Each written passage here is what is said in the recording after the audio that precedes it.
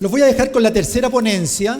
La tercera ponencia la va a dar Daniel Rebolledo de Google for Education y nos ha planteado un título súper cautivante e interesante. Daniel, nos hablas tú de la escuela del futuro, pero no del futuro, sino que la escuela del presente. Quiero que lo recibamos con un caluroso aplauso a Daniel y aquí el escenario es tuyo. Gracias. Voy a prender mi compu. No me miren la clave. Acá está justamente el título que estaba hablando, de la escuela del futuro, pero la tachamos porque ya no es que sea el futuro, sino que es la escuela que deberíamos tener hoy. Mi nombre es Daniel, soy parte del equipo de Google for Education y me da mucho gusto estar acá. Me da mucho gusto escuchar a las dos ponencias anteriores. La primera me dejó mucho más claro lo que es la inteligencia artificial. La segunda me da mucho esperanza de las cosas que nosotros podemos hacer con la inteligencia artificial. Y hoy día vamos a hablar un poco de esto, de cómo ve Google for Education el uso de la tecnología de la inteligencia artificial, pero para que se genere aprendizaje del otro lado. No solamente para generar acciones en el aula, sino que para poder ayudar al estudiante a aprender y ayudarle al profesor en su labor del día a día, ahorrarle tiempo, facilitar un poco el análisis de los datos, etc. Nosotros como Google for Education como que nos hemos demorado un poco en hablar de inteligencia artificial. Google no, tenemos Bard y algunas otras cosas más, pero nosotros no solamente somos Google, sino que somos Google for Education, y esto del for Education nos pesa bastante. Porque tiene que ser for education, no tiene que ser cualquier cosa, no tiene que ser algo que nos genere riesgo, sino que tiene que tener un punto de vista pedagógico contundente y seguro. Y en ese sentido nos demoramos un montón en conversar y en ver cómo íbamos a utilizar la inteligencia artificial para poder generar este desafío que yo les planteo. Y ustedes se imaginarán en Google tal vez una mesa redonda con un montón de nerds ahí sentados tratando de ver qué es lo que vamos a hacer para... No, Google realmente no funciona así, sino que es mucho de consultar. Y se hizo un estudio que se llama El futuro de la educación, que ahí está el link, si ustedes le quieren tomar una foto lo pueden analizar. Son 400 y tantas páginas entretenidas, lo pueden leer ahí en 5 minutos, que detecta lo siguiente. Se hizo con un partner de Google que se llama Canva 8, 20 y tantos países, 90 y tantos expertos académicos, muchos miles de profesores, muchísimos más estudiantes, para levantar no lo que Google cree que necesita la educación, sino que cuáles son las tendencias, cuáles son las necesidades que se tienen hoy en el punto de vista de la educación en el mundo. Hay 9 en este estudio, pero yo les quiero mostrar las que para mí son las más importantes, que son las 4 que están acá. La primera, la creciente demanda de solucionadores de problemas globales, hacer que el aprendizaje sea personal, elevar el rol del profe y reevaluar el progreso del estudiante. Pero antes de partir quiero hacer una pequeña pregunta que me ayuden con su mano. Tecnología antigua, primitiva esta. ¿Cuántas de las personas que están acá, sinceramente hablando, están utilizando inteligencia artificial todos los días? Todos los días. Súper bien, gracias. Ahora, sinceramente hablando y sin ningún problema, porque este lugar está completamente adaptado para entender todos los distintos puntos de vista. ¿Cuántas de las personas que están acá no utilizan inteligencia artificial todos los días? Sin temor. Pregunta para ti. ¿Utilizas Waze o Google Maps? ¿Se fijan que cuando uno termina de ver un video en YouTube, te aparece, probablemente este video te podría interesar? Y tú dices, oye, sí, ¿cómo sabes? Le hago la pregunta nuevamente porque no se lo tengo que explicar. ¿Cuántas de las personas que están acá ocupan la inteligencia artificial todos los días? Bueno, exactamente, lo hacemos todo. Entonces saquémonos un poco ese cuco, ese como temor de hablar de inteligencia artificial porque está hace mucho rato. Están muchas cosas que nosotros ocupamos. De repente en el aula entró hace como poco, entró como la televisión, igual los medios como que ayudaron un poco a percibirla como algo un poco negativo, pero yo creo que estamos viviendo en una etapa de la vida o una etapa de la historia bien interesante. ¿Se acuerdan cuando se inventó la imprenta portátil? ¿Cómo se van a acordar si pasó hace como 300 años? No estaban vivos. Pero la academia, ¿cómo reaccionó a eso? La academia no reaccionó bien y dijo, la academia ahí con los laureles. Y entonces ahora todas las personas van a poder imprimir sus libros en su casa. ¿Cómo? Eso quiere decir que ¿cómo vamos a saber que esos libros dicen la verdad? Y se negaron, y hubo problemas, y hubo libros que salieron malos, libros que no tenían la verdad. Pero después con el tiempo, después de pasar esa crisis, cuando se empezó a regular y todas las personas empezaron a entender y se empezó a normar y empezamos a comprender cómo utilizar esa nueva tecnología, se transformó en una maravilla, que es todas las bibliotecas que tenemos, toda la diversidad de libros que tenemos, toda la diversidad de opiniones que tenemos. No podríamos entender la actualidad sin ese cambio, pero hubo ahí algo de pushback. Hoy día estamos pasando por lo mismo. Entonces nosotros estudiamos en la escuela el invento de la imprenta y decimos, ¡ay, qué retrógrado! Y hoy en día estamos pasando exactamente por lo mismo porque es parte del ser humano el no querer avanzar, el tema de la zona de confort, el tema de la seguridad. Entonces, seguramente ahora vamos a enfrentar varios problemas con respecto a la utilización de la inteligencia artificial.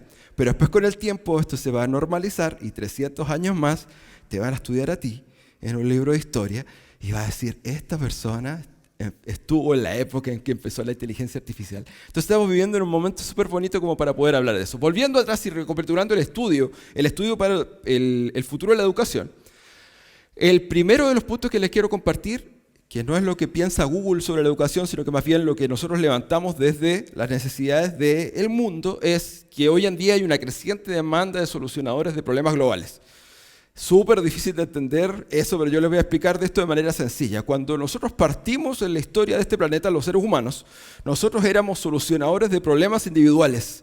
Tú contra la naturaleza.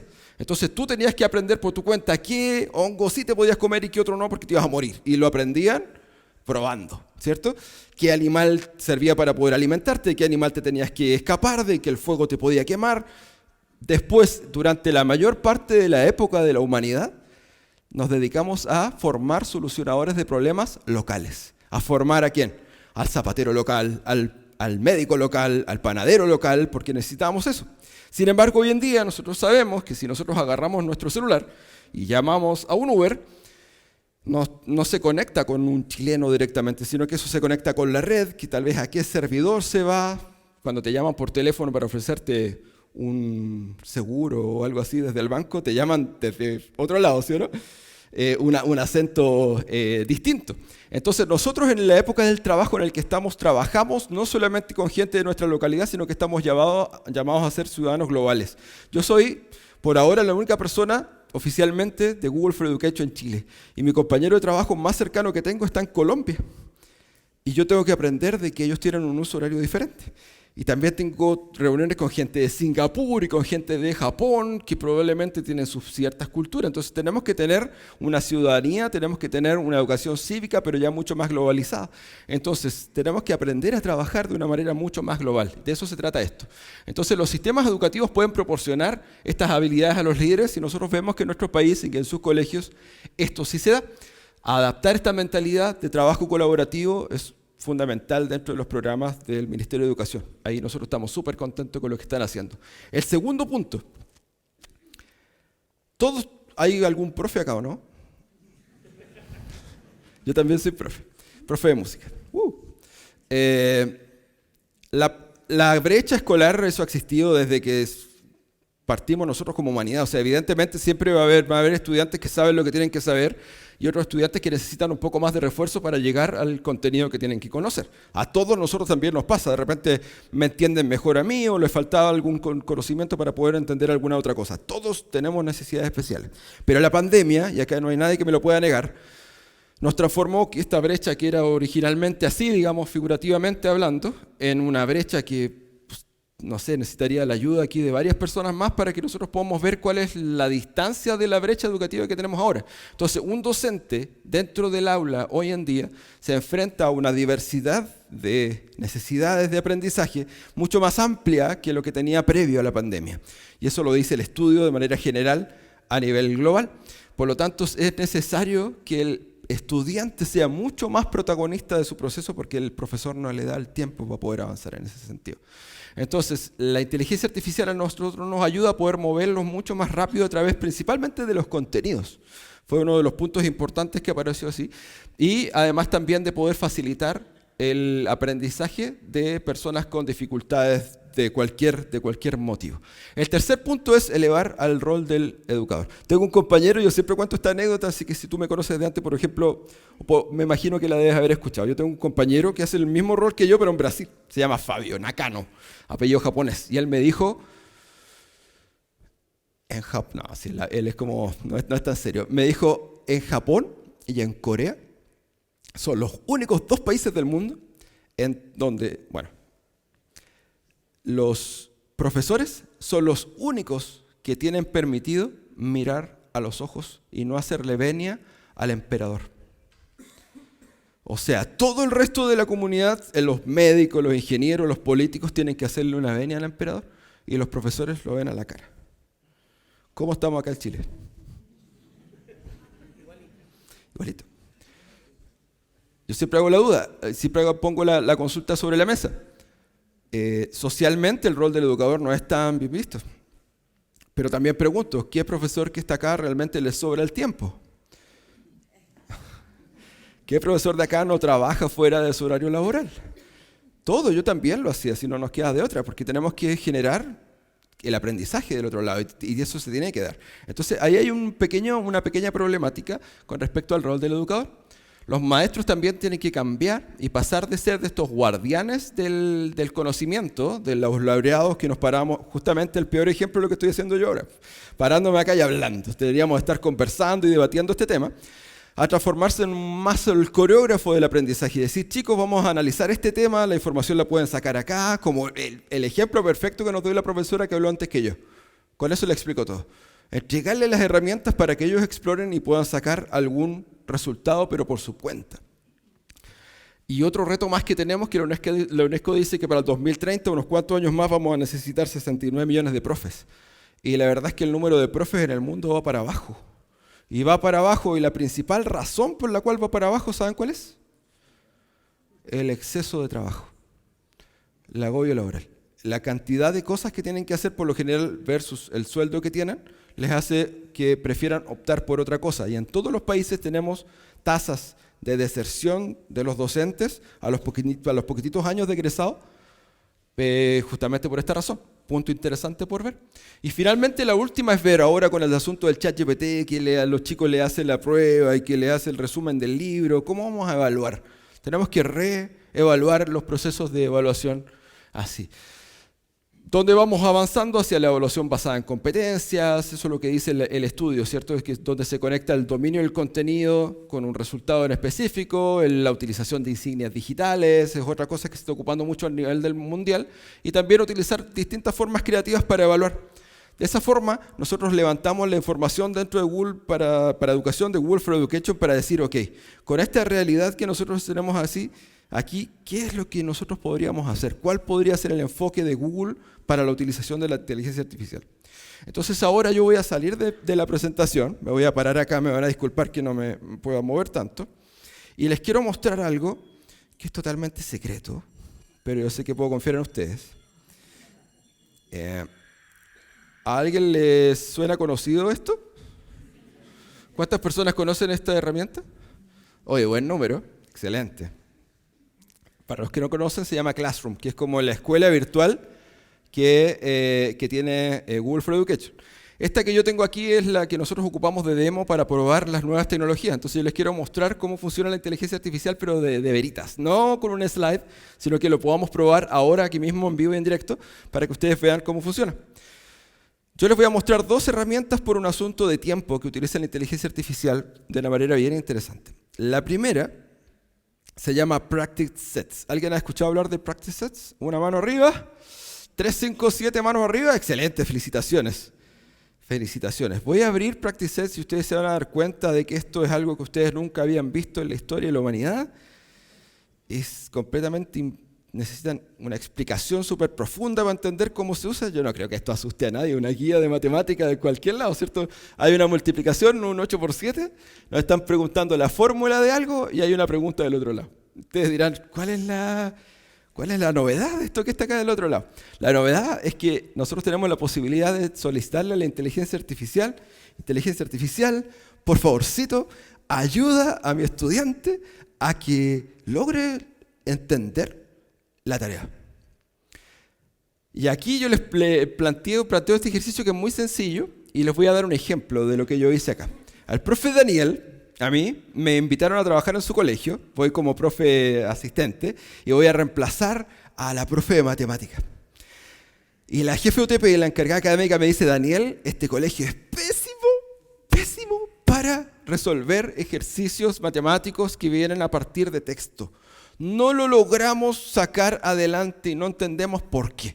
Entonces el profe Daniel dice: ok, voy a ocupar un practice test. Quiero saber si es que ellos no saben tomar o extraer la fórmula o la ecuación de aquí porque no saben multiplicar, o porque no se sabe la fórmula, o porque realmente no entienden de aquí del otro lado. Entonces, si yo me voy a la experiencia del estudiante, que la tengo por acá, esta es la tarea del estudiante, y abro mi tarea, les voy a invitar que hagamos la tarea juntos. Vayan pensando cuánto es 8 por 7. Fíjense la diferencia. En la primera tarea, el primer ejercicio no es normal, en la segunda no hay nada y en la tercera hay como una ampolletita. Y eso es lo que yo decía de la flexibilidad de la inteligencia artificial. Yo como profe, como estos chiquillos tienen 15 años, yo no quiero que la inteligencia artificial les dé el resultado de la primera multiplicación. No quiero que les diga la fórmula. Pero sí quiero que les ayude la inteligencia artificial si es que no lo logran acá. Porque yo quiero que se sientan bien y además quiero saber por qué no lo logran. Entonces vamos a desarrollar esta guía juntos. 8 por 7, obvio, 45. Oh, qué vergüenza. Inténtalo de nuevo, me aparece ahí de nuevo. Pero no pasa nada, simplemente es como cualquier guía. A ver, ¿quién me ayuda acá? 8 por 7. Profesores. ¿8 por 7? 56. Gracias. ¿Qué pasó? Me lo analizó y me lo encontró. Bueno, y además, trompetita, sensación de logro, qué rico, lo logré, está ahí, logrado. Vamos con la segunda. ¿Cuál es la fórmula de un cuadrilátero, del área de un cuadrilátero? Laura, esto está cuando la hice estaba en inglés todavía, así que lo voy a poner en English, oh my God. Esta la vamos a dejar como rápida, pero acá viene la otra. Se está construyendo un jardín que mide 9 metros de largo por 7 metros de ancho. ¿Qué área habrá para plantar un jardín? ¿Se sabe la respuesta, no? Es obvio, nosotros tenemos que juntar el 9 con el 7 y eso, 97. Inténtalo o no, ¿se dieron cuenta qué fue lo que empezó a pasar? Y esto el profe ni se entera. Esto lo hace la inteligencia artificial solito. Vamos a hacer clic ahí, vamos a ver qué nos entrega la inteligencia artificial. Lo hace en formato DUA, diseño universal de aprendizaje, o sea, puede ser una imagen, puede ser un audio, puede ser un video, y va a buscar dentro de todo lo que está for Education en Internet, que son 40 millones de libros, que son todos los videos for Education de YouTube, y algunos otros contenidos más que el profesor también puede poner, contenido para ayudarle al estudiante a entender en qué fue lo que se equivocó. Entonces vamos a ver qué sorpresa nos pone. Y nos pone la fórmula. El área del rectángulo es esta. Ah, ya, entonces la respuesta es obvia. La respuesta me dice que es LW, obvio. Nope. ¿Y qué apareció acá? Un video. Este video no tiene audio ahora, pero este video es una clase entera de cómo resolver el área de un cuadrilátero. Y el profesor no lo buscó. Y bueno, está el video. Entonces la respuesta de esto es... ¿Cuál es la respuesta de esta tarea? ¿Ah? 63. A ver. No. Pero me va a mostrar el mismo video de nuevo, ¿no? Me va a mostrar otro video, o otro texto, de otro color, de otra forma, explicado de otra manera. Y si no me quedo claro con esto, me va a mostrar una biblioteca de información que el profesor no tuvo que buscar para poder descifrar y para poder entender este contenido en particular. Acá, si hay algún profe de matemática, me va a decir, joven, ojalá me dijeran así, 63, ¿qué? Metros cuadrados, ¿cierto? Vamos a comprobar esto y... ¡Ay, al fin la tenemos buena! ¡Ay, cómo queda uno! ¿Con qué sensación se quedaron como estudiantes? ¿Es rico o no? Que es una sensación rica, pero sí nos equivocamos varias veces. Para el estudiante es una sensación súper rica, pero para el profe es más rica, porque mira lo que yo les voy a mostrar. Esto que está acá es lo que ve el profe, de la misma tarea. Aquí en este lado están los estudiantes, cámbienle esto a Juan, María, Daniel, Carlos, Estefanía, etc. Y aquí está en rojo los que no lo lograron tener bien, en verde oscuro los que le achuntaron a la primera y en verde clarito los que tuvieron que tener varios intentos. Si uno hace clic acá, nosotros podemos ver cuál fue el pensamiento que el estudiante tuvo matemático para poder definir qué fue lo que pasó. Pero si nosotros vamos al resultado general, podemos responder la pregunta que yo les decía. Este curso me dijeron es pésimo para responder ejercicios de sacar la ecuación del tema. Entonces yo quería saber si es que es problema de multiplicación, problema de la fórmula, o realmente hay un problema ahí de que no entienden el texto. Entonces miren el problema 1. ¿Hay problemas de multiplicación en mi curso? ¿Ah? No, tengo 10, ¿o no? Sí, 10 estudiantes que saben multiplicar perfecto y tengo 2 que sé con nombre y apellido, porque esto me lo dice, que necesito ayudarle un poco más en el tema de la multiplicación. Pero no es un problema crucial para mi curso. ¿Y cuánto me demoré en analizar esto? No tuve que ir hoja por hoja, analizar uno por uno. No, está ahí. El segundo, ¿se saben o no se saben la fórmula? Si se la saben, entonces no es el problema. El problema lo tenemos en el tercero. Pero mi pregunta es, ¿este curso es pésimo? No, ¿cierto? Tengo 7 estudiantes que sí lo hacen bien. Y si yo no le pongo atención a esos 7 estudiantes que lo hacen bien, probablemente esos van a ser los que van a empezar a hacer desorden en la sala. Entonces, súper interesante la información la información que nos da. Y eso también aparece resumido acá del otro lado. Entonces, imagina tú como profe a poder hacer esto. La cantidad de tiempo que te ahorras.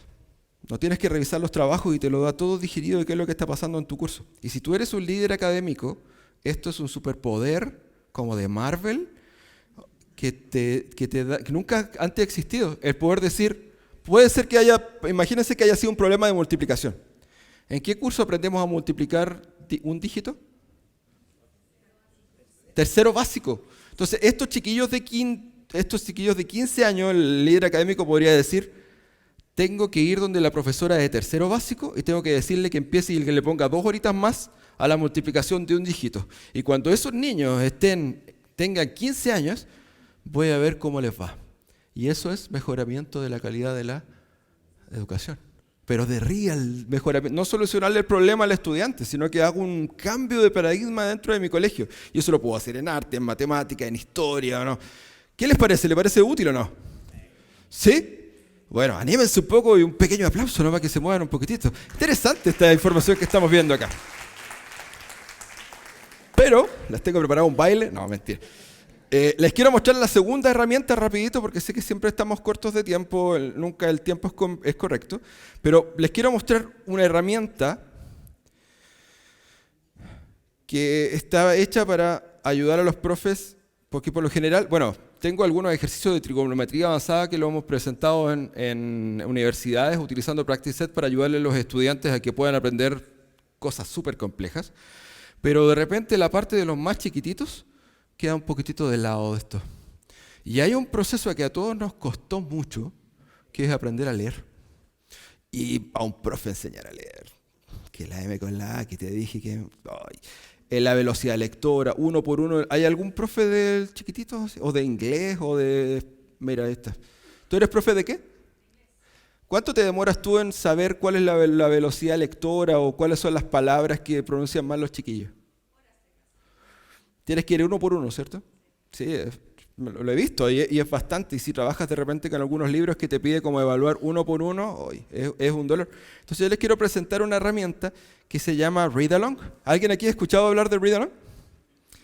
Ah, mira, varios manitos. Es que bueno, les quiero presentar la tarea porque esto se va a autoexplicar. Aquí no tengo audio, así que no nos va a hablar la inteligencia artificial, pero yo voy a hacer como la imitación. Aquí estamos cargando el cuento y Read Along es una herramienta que está hecha, pensada principalmente para aprender a leer. Pero además también descubrimos que sirve mucho para aprender un idioma extranjero, incluso siendo adultos, porque está en el idioma que tú te imagines. Entonces aquí está Dilla, que es digamos la cara visible de nuestra inteligencia artificial que va entendiendo lo que nosotros le hablamos. Y aquí nosotros vamos a utilizar la herramienta de detección del discurso de los dispositivos, de los Chromebooks, del celular, que sea, para ver qué tan bien estás leyendo, si estás pronunciando correctamente, si estás respetando los comas, si estás respetando los puntos, si estás respirando bien. la velocidad de lectura, y ahí ahora me está escuchando, pero no está entendiendo nada de lo que le digo, porque esto yo lo puse en inglés justamente por lo mismo. Y esto está funcionando ahora, y no me va a pescar hasta que yo no lea en inglés. Music is fun. Y me gané 4 estrellas. ¿Cuántas estrellas tienes tú? Es súper rico para los chicos el asunto de la competitividad, el reto que da es súper rico. Music is good. Music. Oh, music. Ahí sí, no la estoy pronunciando. Me voy a saltar una palabra. Music old. Music loud. Loud. Y puedo seguir para adelante. Pianos make music. Todas las palabras que yo me estoy saltando, parece que como que la máquina se está haciendo la desentendida. Pero después vamos a ver qué es lo que pasa. Violins make music. Yo puedo estar hablando en cualquier otra palabra y no me la va a entender hasta que yo no diga flutes make music. Nos faltan 3 slides. Llevo 48 estrellas. Drums make music. Si yo no me sé una palabra, le puedo hacer clic y me la va a decir. Obviamente no la estamos escuchando porque no tenemos audio. Songs are music. Music is fun. Y está haciendo el análisis, tenemos nuestra tarea terminada, podemos entregar nuestra tarea, todo súper bien. El estudiante la pasa súper bien. Esto es una aplicación que ocupa la inteligencia artificial no solamente para entender cómo el estudiante lee, sino que el nivel en el que el estudiante está. Entonces, si el estudiante leyó súper bien, le va a entregar otro cuento de manera automática sin preguntarle al profe de un nivel más alto. Y si le cuesta un poco ese nivel, se lo va a ir bajando. Y los cuentos no son fijos, le puede ir sacando palabras, cambiando, utilizando diferentes. Y las palabras que no leí, las palabras que no están bien correctas, las va a utilizar en el siguiente cuento de una manera mayor, la va a aplicar mucho más. Y ahora le quiero mostrar, para ir terminando, cómo se ve esto para el profe. Que yo creo que esto es lo más lindo con un profe de inglés, me imagino que vamos a tener a la profesora emocionada allá del otro lado. Mira, esto es de manera general el curso, así de rápido, sin tener que gastar un montón de horas, ir estudiante por estudiante por estudiante. Aquí tenemos el accuracy, o sea que estamos leyendo las palabras de manera correcta, la velocidad lectora y la comprensión de lectura, porque ahí podemos activar la comprensión de lectura para que la inteligencia artificial cree preguntas cada ciertas slides de lo que estamos viendo. Y podemos ver que en cuanto a la accuracy, mi curso en particular, que son 2 estudiantes, están todos bastante bien. Hay 9 que están leyendo 90% para arriba de bien. Tengo 3 que están más o menos en un 60% y no tengo nadie aquí con ningún problema. Pero acá abajo, en estas palabras que están en rojo, son las palabras que yo me estaba saltando. Y son las palabras que a mi curso le cuesta. Entonces, ¿qué es lo que puedo hacer con ellas? Material concreto, si no necesitamos tecnología para todo. Unos carteles, lo pego al otro lado, lo empiezo yo a usar un poco más. Y para que un profe de lenguaje o de inglés o de francés o de alemán llegue a esto, es un montonazo de horas. Y acá te lo va dando de manera en tiempo real y esto se va actualizando solito. La velocidad lectora, tengo 4 estudiantes que leen 60 palabras por minuto más, súper rápido. 7 que están entre 25 y 60, 1 que está entre 10 y 25, la velocidad de lectura está bien, y la comprensión de lectura, aquí también yo la puedo ir evaluando, pero además también puedo ir de manera individual con los estudiantes. Por ejemplo, el estudiante número 1, y podemos ver ahí su progreso, que este estudiante ha leído 4 libros, cada uno de estos circulitos son 4, y esto está todo preanalizado. Entonces podemos decir que este estudiante, que se llama Carlos, tiene esos logros en cuanto a la certidumbre de lo que lees, un 84%, desde aquí no alcanzo a ver bien la pantalla, un 63% en la comprensión, tiene una velocidad de lectura de 31 palabras por minuto, se ha leído el 94% de los libros, o sea, hasta la hoja, te mide la hoja. Entonces acá abajo nosotros podemos ver de manera individual, libro por libro, qué pasó. En cuanto a la certidumbre de lo que lee, vamos en cierta mejora, pero en el libro número 3 algo pasó, como que no me lo leyó. La comprensión de lectura, en el primero no entendió nada, o no entendió la aplicación, o algo extraño pasó, pero después en los siguientes, súper bien. En el libro 3 no me lo leyó. La completación de los libros, el primer libro me lo leyó entero, el segundo libro me lo leyó un 83%, y aquí creo que fue tan interesante, porque el tercer libro no me lo leyó, Pero miren el cuarto, 100%. Entonces acá no sé si habrán hablado con el apoderado o algo así, porque pasó de un 83% a un 100% de un libro para otro. Así que estuvo bien ahí la gestión. Y la velocidad de lectora está aquí del otro lado.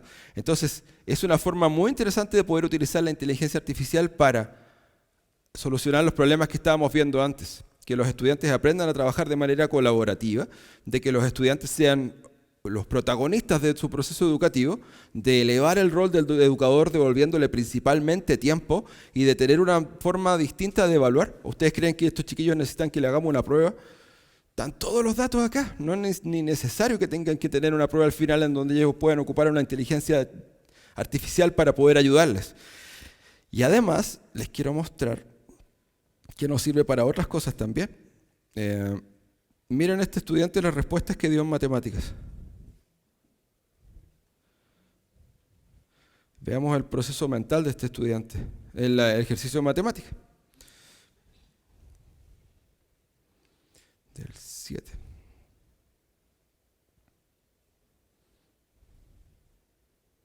¿Miren lo que contestó?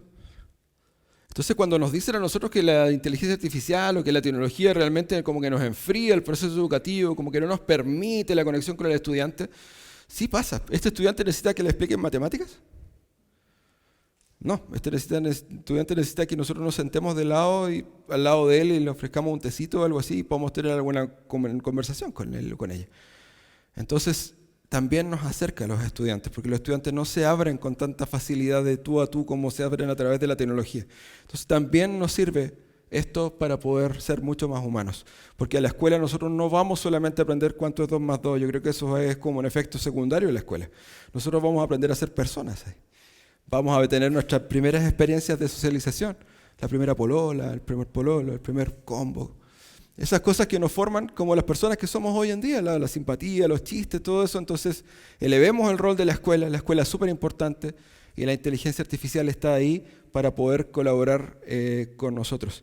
Entonces, de esa forma, yo voy terminando la charla, espero que haya sido de su interés. Gracias. Muchas gracias, Daniel. Gracias por tu presentación. Como lo hemos hecho con las otras exposiciones, vamos a dejar abierta la posibilidad de que puedan hacer alguna pregunta. Levante la mano, por favor. ¿Quién quiere hacer preguntas? Ahí hay una, ahí hay otra, hay varias. Hola, gracias por la presentación. Tengo una duda. ¿A dónde estás? Acá. Ay, acá, perdón. Yo estaba... Me había escondido. No. La aplicación de Read Along es una app, ¿no es cierto? Me preocupa la política de privacidad de datos para los niños chiquitos. ¿Cómo funciona? ¿Cómo están protegidos ellos? Súper interesante la pregunta que hace porque eso es algo crucial y clave. Google es parte... Bueno, primero, la Read Along fue una app y hoy en día está basado en la web completamente ahí. Y la versión que nosotros vimos ahora no es la versión gratuita. Ustedes pueden buscar readalong.google.com y van a encontrar un Read Along. El Read Along que yo les muestro ahora es un Read Along mucho más avanzado, un Read Along que lee y detecta mucho más. Google es parte, dentro del área de educación, de varios tratados internacionales que son sumamente estrictos. Por lo tanto, el respeto a los datos de los pequeños es imposible de saltar. Nada de la información personal del estudiante sale de la aplicación para ningún lado, excepto la cantidad de estrellas, las como insignias que se ganó, porque el profesor necesita levantar información. Y como esta aplicación funciona dentro de Classroom y es de Classroom, la información que maneja es el nombre del estudiante tiene tantas estrellas, el nombre del estudiante tiene tanta comprensión. Pero no hay preguntas de cuál es la dirección de tu casa en ninguna parte, porque es una aplicación totalmente educacional. La versión móvil, que sigue existiendo, sí puede ser un poco más, dar un poco más de temor, porque sí te pide que el estudiante se tome una foto. Y seguramente por ahí viene la duda. La foto es para que la inteligencia artificial detecte que la persona que está haciendo el ejercicio es, y que no es el hermano grande que le está haciendo la tarea, porque te está mirando. Pero no hay nada de este tipo de información que salga del dispositivo. Todo se maneja de manera interna y está respaldado por estos tratados que están firmados a través de todo el mundo. Pero con eso te respondo. Gracias por la pregunta. Otra pregunta. Primero, Estoy impresionado. La verdad es que Qué bueno. hace 20 años partí haciendo clases de lenguaje en NB1, NB2. Hice hace 15 años atrás, 10 años atrás, el segundo ciclo de matemática. Y pienso que en esa época, con estas herramientas de inteligencia artificial, son muchas horas que hubiese ahorrado para poder mejorar mi experiencia de aprendizaje. Así que en ese sentido estoy totalmente anonadado. Algo que me llamó la atención, claro, hay niveles cuando tú decías 60, yo me acordaba cuando hacía el lenguaje, 60 palabras por minuto, uno tenía que estar con un reloj, y ahí tú mirás el nivel de logro, niveles de logro. Pero algo que he aprendido con los años de docencia es el enfoque para la comprensión, de lograr situaciones de aprendizaje enfocadas hacia la comprensión. Hay un indicador que dice ahí, comprensión. Ahora, yo como profesor crítico te pregunto, y de hecho el primer expositor dijo, ¿qué importancia de la inteligencia artificial, esta área que está apareciendo y que me he estado documentando, dice, de la explicación de la inteligencia artificial? En ese contexto yo te pregunto, mira, yo soy profesor, perfecto, información tabulada, estadística excelente para poder mostrar a mis estudiantes, pero yo ¿cómo puedo acceder a cómo la inteligencia artificial logra ese nivel de comprensión? Porque yo como profesor también necesito saber cómo logra ese 70% de comprensión. El profesor puede acceder a esa explicación que entrega la inteligencia artificial o cómo yo como educador puedo entender cómo llegó a ese nivel de comprensión. Esto en el contexto de lo que dijo el primer expositor, que es la importancia de comprender de que la inteligencia se explique y uno como profesor poder tener dominio para decir al apoderado, al estudiante, profesor, ¿pero qué tengo ese 70%? Mira, porque hizo esto, otro. De alguna forma accedo a la explicación que me entrega la inteligencia artificial.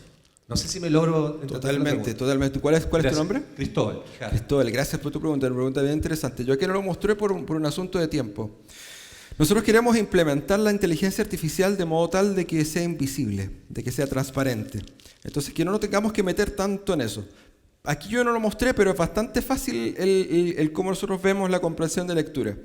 La inteligencia artificial toma el texto y cada 2 o 3 slides genera de manera automática una pregunta relativa a lo que acabaste de leer. Por ejemplo, hablaste que las nubes son blancas y en la siguiente te va a preguntar ¿de qué color son las nubes del cielo de tal lugar?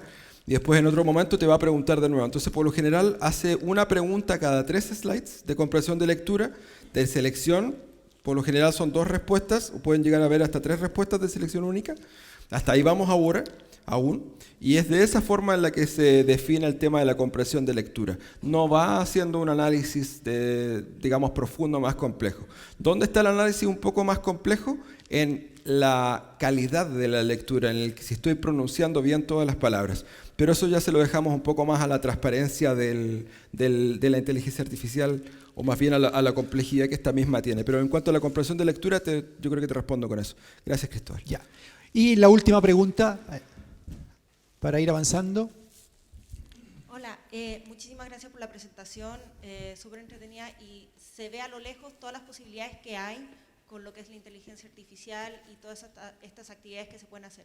Mi pregunta es la siguiente, al menos a nivel de universidad, que es donde yo tengo la experiencia, se vio mucho, ahora que salimos de pandemia y que volvimos a entrar, que muchas de las pruebas, muchas de las notas, muchas de los como evaluaciones que se habían hecho durante pandemia no eran ciertas. ¿En qué sentido? Los estudiantes van a copiar, ¿sí? Por mucho que nosotros le digamos, no, hagan el trabajo ustedes, todo, la presión de que te vaya bien, el estudiante, y todos recordamos estar en el colegio, si uno no era el que copiaba, siempre te veía al lado que estaba con algún torpedo nuevo. Entonces, ¿qué es lo que pasa? Estas estadísticas se ven espectaculares, pero ¿hay alguna manera que la inteligencia artificial tenga para detectar posibles anomalías o que te diga, mira, esto está raro, este chico o su voz era distinta o algo cambió, como para que uno tenga ojo con eso? Porque si no, uno siempre va a tener que dudar de estos resultados. Entiendo súper bien. ¿Cuál es tu nombre, perdón? Alessandra. Alessandra, gracias por tu pregunta. Interesante. Quiero separar tu respuesta en 2 partes. La primera, desde el punto de vista tradicional de la evaluación.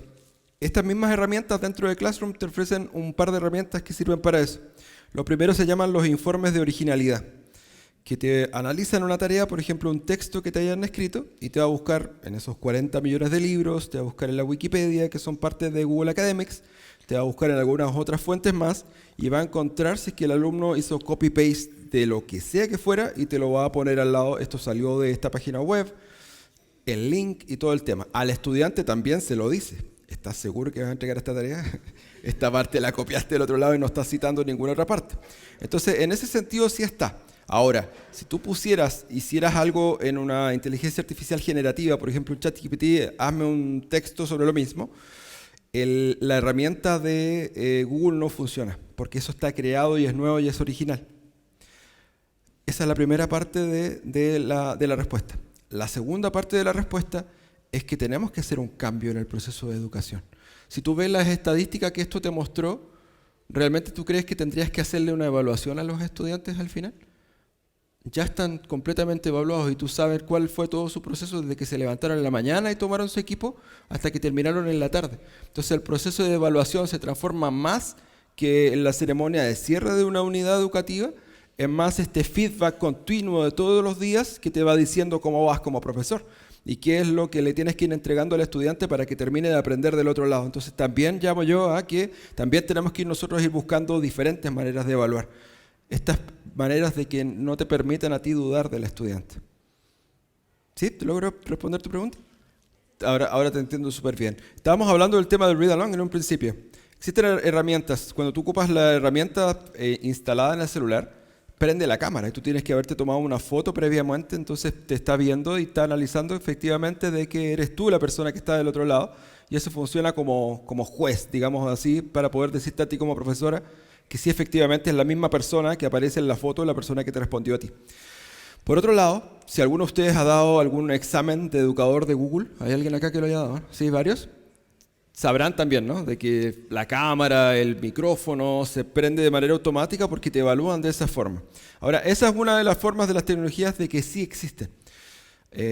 Pero si tú das una tarea para que la finalización del proceso educativo se dé en el hogar, puede ser un poco menos provechoso que si tú traes al estudiante al aula y lo haces reflexionar con sus compañeros, por ejemplo, a lo que acaban de, o lo que hicieron en el hogar, a compartir cuál fue tu respuesta con la de él, vean, debatan ese tema. Entonces ahí la conversación y estas habilidades blandas superan por mucho el tema de que si el estudiante falseó o no falseó en el ejercicio, porque es ahí donde realmente se va a ver el manejo y el control de la información. Entonces las tecnologías sí existen. Ojalá las podamos habilitar dentro de las herramientas que te mostré, pero sí existen herramientas pedagógicas que podemos usar para poder avanzar y para poder saltar estas brechas que tenemos con respecto a la utilización de inteligencia artificial. Listo. Muchas gracias, Daniel. Un gran aplauso a Daniel. Muchas gracias. Gracias por tu intervención. Gracias. Excelente. Muy bien. Muchas gracias. Gracias. Bien.